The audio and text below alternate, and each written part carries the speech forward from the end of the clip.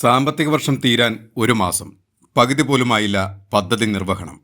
സാമ്പത്തിക വർഷം തീരാൻ കഷ്ടിച്ച് ഒരു മാസം മാത്രം ബാക്കി നിൽക്കെ സംസ്ഥാനത്തെ തദ്ദേശ സ്ഥാപനങ്ങളുടെ പദ്ധതി നിർവഹണം പകുതി പോലുമായില്ല. മുൻമാസങ്ങളിലെ ട്രഷറി നിയന്ത്രണങ്ങളും പദ്ധതി വിഹിതം അനുവദിക്കുന്നതിൽ സർക്കാർ വരുത്തിയ കാലതാമസവുമാണ് കാരണം.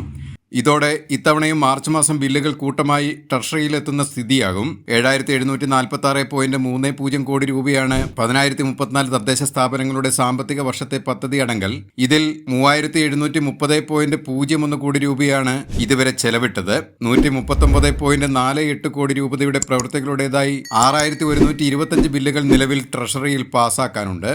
റോഡ് അറ്റകുറ്റപ്പണികൾ ഉൾപ്പെടെ മെയിൻ്റനൻസ് പ്രവൃത്തികളുടെ 121.28 കോടി രൂപയുടെ 11,064 ബില്ലുകളും ട്രഷറിയിലുണ്ട്. വികസന ഫണ്ടിന്റെ മൂന്നാം ഗഡുവായി 1,904.91 കോടി രൂപ അനുവദിച്ചതായി 6 ദിവസം മുമ്പ് ഉത്തരവിറക്കിയെങ്കിലും തുക ട്രഷറിയിൽ എത്തിയിട്ടില്ല.